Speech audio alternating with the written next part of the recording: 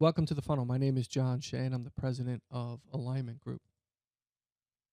This is episode number 176 of the funnel, recruiting tips to hire great salespeople. Our agenda: patience is rewarded. Own it. Do your own recruiting. Get everyone involved.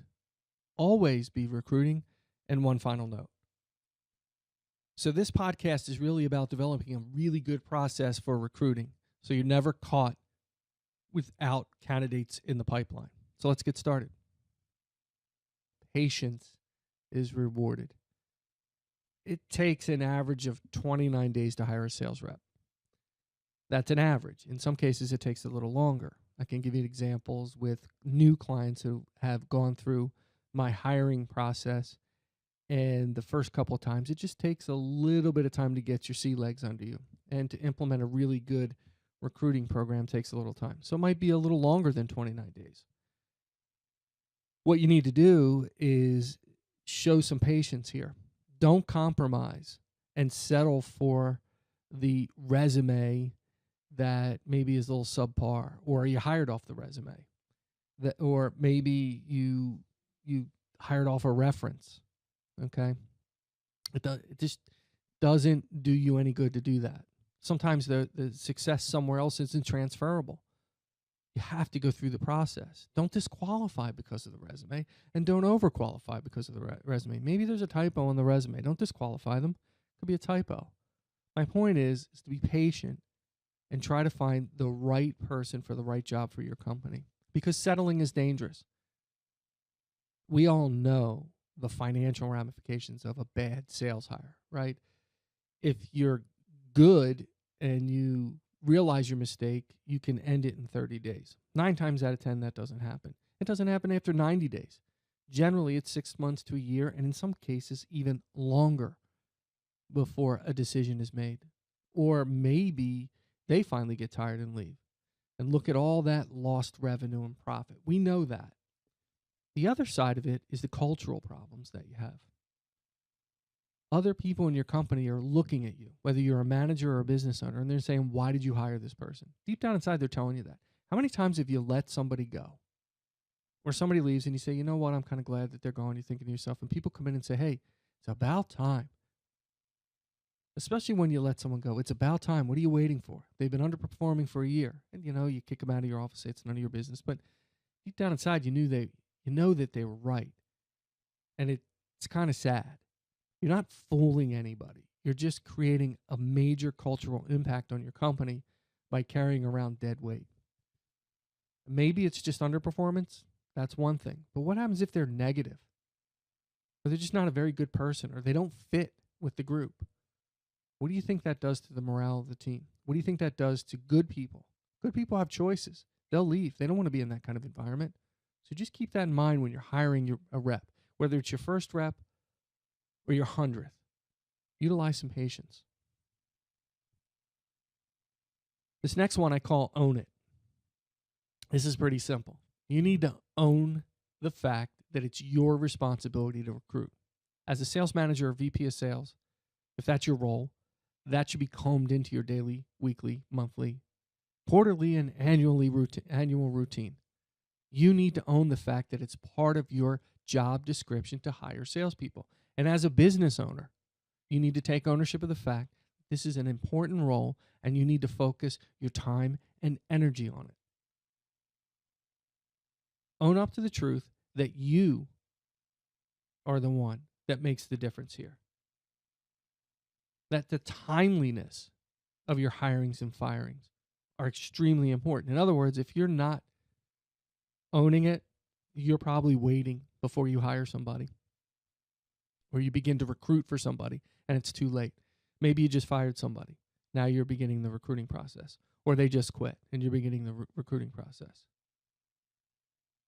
Whatever the case, your timeliness needs to be on point.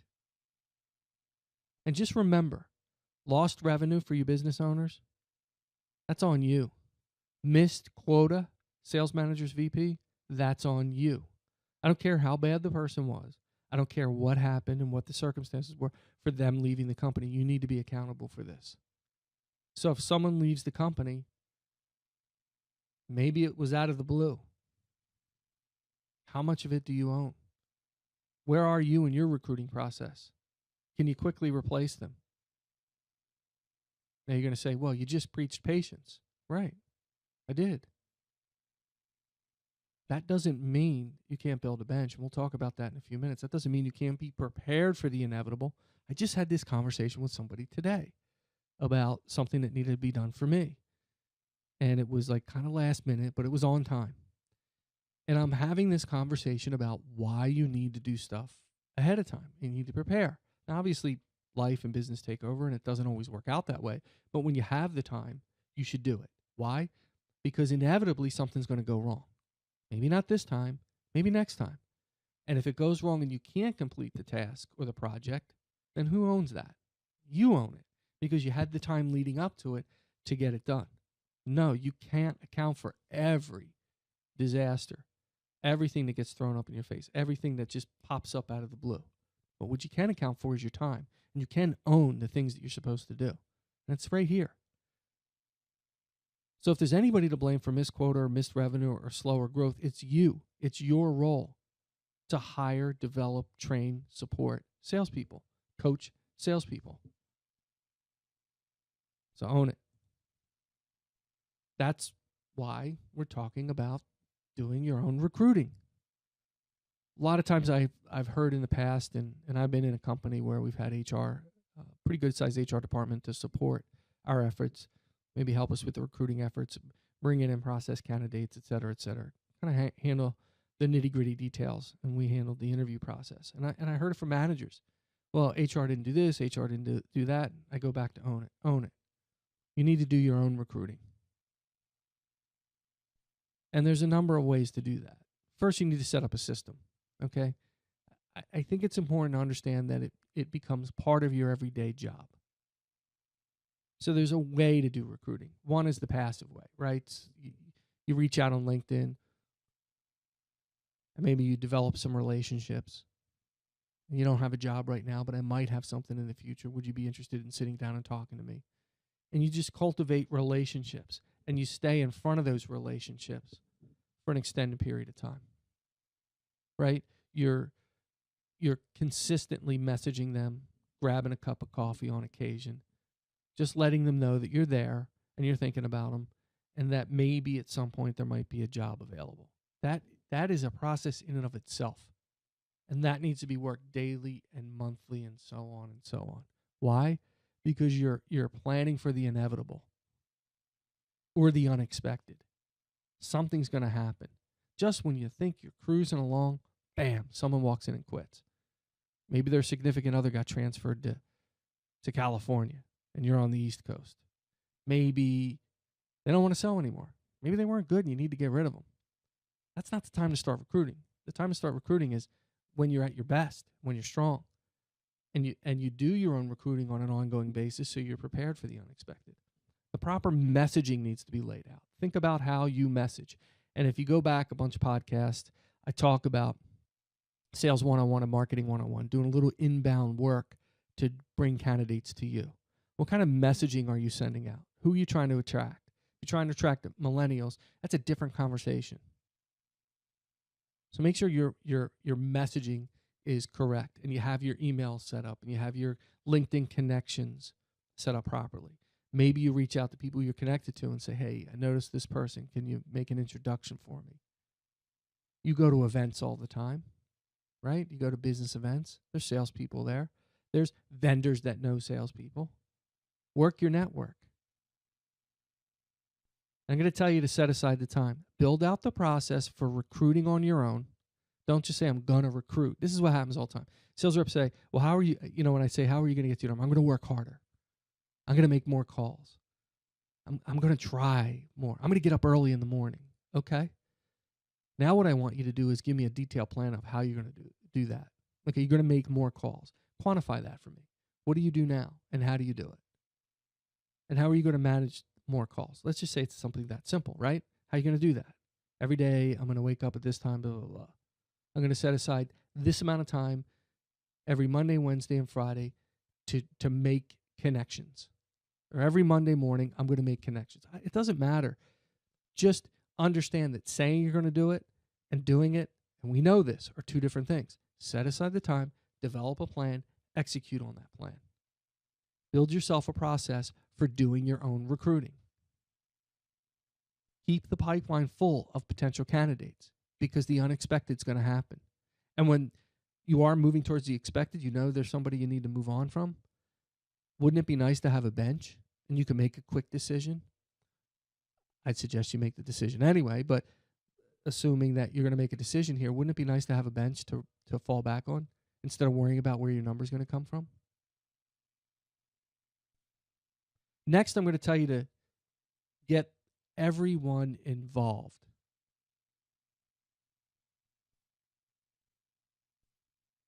And what I mean by that is teamwork, right? Teamwork makes the dream work. I use that phrase all the time with my kids. And they remind me of that. Now, I repeat myself. But I mean it. Teamwork makes the dream work. Everybody is in the same boat. A healthy, happy company benefits everyone. So think about it from a team perspective. Just think about it from the sales team perspective. I have 3 empty territories. And I have a bunch of salespeople I'm responsible for. And I still have to hit the number. What am I focusing on? Driving the number in those 3 empty territories and leaving maybe my reps to do other things or offloading some work onto them. How does that affect the team? In a very negative way.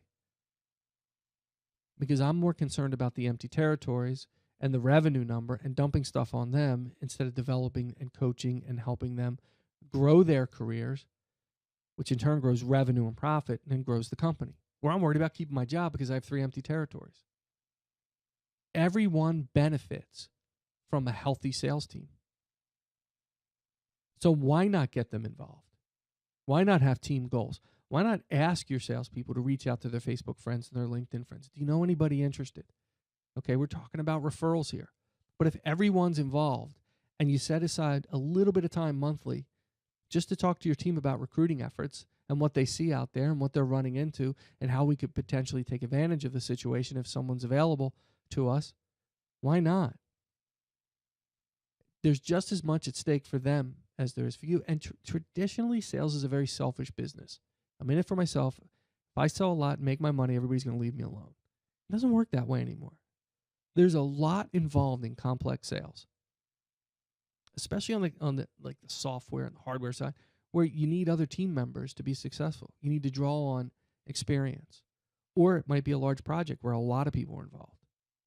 So the more people are paying attention to driving revenue than filling empty territories or worrying about problems like that, the better off they're going to be. A manager completely focused on developing his or her team is in much better shape than a manager who's focused on trying to survive the next 4 months because there are empty territories. Get everyone involved. Make them part of this success. Get their help. In a previous lifetime at work, I had a guy that I worked with that initially I'd worked for, amazing at being a team player and bringing employees into the company. And I'm not just talking about sales. In sales, very helpful. Always knew people or knew somebody who knew somebody else. Always bringing potential candidates to the table. Brought me, my former partner, into the marketing fold. She was fantastic. Admin, credit, no matter what department, he found people for each department. He was always thinking of others. Very team-oriented player. Great value in that. Everybody appreciated it. People got along. I'm not going to belabor the point here, but get everyone involved. Next, episode 176, live coaching call. So I put it out there last episode that you could send me a message and we would talk about maybe having someone on or a couple of folks on a live coaching call session. Now, I've done a couple of sessions. Folks didn't want to be on the podcast, so I lived up to my end of the bargain. People went online, filled out the form, and I did some coaching sessions to help them with their hiring process. However, I still want to get some folks on the podcast, on the funnel. So if you go to alignment-group.com/the funnel and go to episode 176 at the bottom of the page, you'll see live coaching call. Big banner on the bottom. Just go ahead and click that. I'm looking for basic information: your name, first, last name, email address, company, that sort of thing. And there is space there if you want to describe your issue, hiring issue, if you can define it. And then I'll get back to you, and then we'll see if we can work something out. So again, episode 176 of the funnel, bottom of the page. Just click on it, and we'll be there. Okay, so this next one, always be recruiting. This is sort of a continuation of, the last couple. And what I mean by always be recruiting, beyond doing your own recruiting, beyond getting the team in place, beyond the outreach and the messaging, okay? There's a couple things you can do. And I'm going to talk to you about the internal bench. This is a pretty hot topic in terms of I get a lot of arguing back and forth on the internal bench. I'm a big believer in the internal bench. Okay, if you want field reps to do field work for you and you don't have an empty territory right now, maybe you start with a bench. So I'm going to kind of lay out how I did that and how I did that in the past. And I should say we, because it was a company thing. It wasn't just me. We had a bench of recruits that we hired when territories were full. So we had major accounts, we had vertical territories, we had geographic territories. So we had sort of this mixed bag. And we even had some inside sales reps making phone calls for us and doing outreach campaigns, email, et cetera, and handling in incoming leads. So what we would do is we would hire reps that maybe less experienced reps, and we'd bring them in for a bench and we'd assign them a specific job, whether that's a vertical or a geographic territory for driving, quote unquote, net new business. So they had no interaction with existing customers. They couldn't upgrade or add to the customer base. That was the territory rep that was responsible for that area.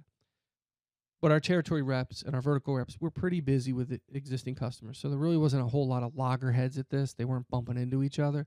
So we would bring somebody in and we would teach them and coach them and develop them and train them. We'd give them a little bump in a salary and a little bit of commission. And we'd say, look, here's your opportunity.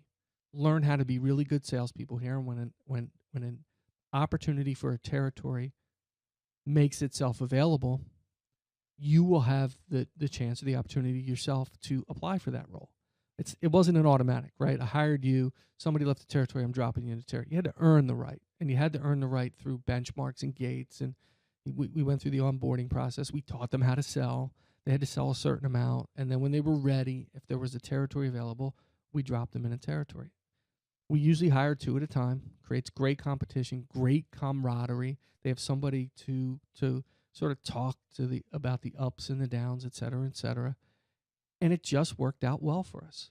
Generally, we were a growing company, so as we expanded, that opened up opportunities for existing people to move into higher roles, management or bigger territories, and that opened up some of the other territories, and we would move people into that role. Occasionally, people quit, and we would fill the territory when someone would quit.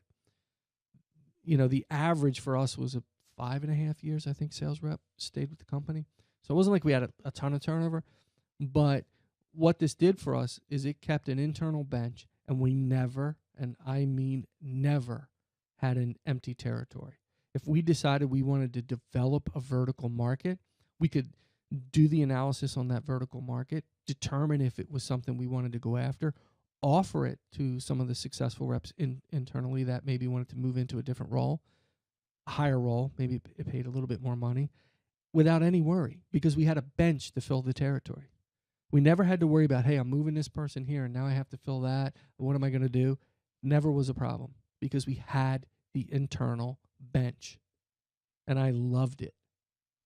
It was, yes, a luxury. Not everybody has the financial wherewithal to do that. Great company. I worked for a great company that allowed us to do that. However, think about the lost revenue. think about how much easier it is to move somebody when you have a good, strong bench. And oh, by the way, they're producing for us. It's not like they were sitting around waiting to sell something. They were producing for us. So that was the benefit. And of course, you have the external bench. And I talked about that before, developing candidates and contacts who would fit specific roles for your company. It's important to keep that external bench rolling too. And then finally, I'm going to say beware the recruiter. If you put all of your eggs in the recruiter basket, you are going to lose. You need to branch out. Your company might use recruiters. I'm a big fan of recruiters. And go back in podcasts, listen to how to deal with recruiters, how to set up the relationship, how to manage the relationship. But understand this, they are not the keeper of the keys. You are. Go back to own it. You need to constantly be recruiting. You need to constantly be developing your own contacts. Do not rely solely on the recruiter. That's trouble. That's what I mean by beware of the recruiter. I've talked about the pitfalls of blindly working with recruiters in the past. This is really about just putting your eggs in that basket. It's like putting all your eggs in HR and saying, bring me candidates. Really? Without a lot of work, effort, and help, it's going to be hard for them to do that on a consistent basis. They have other jobs to fill in the company. You're not the only person, so keep that in mind. But you're far more equipped in the sales role as a manager, a VP, or a business owner to drive your own potential candidates than other areas of the company.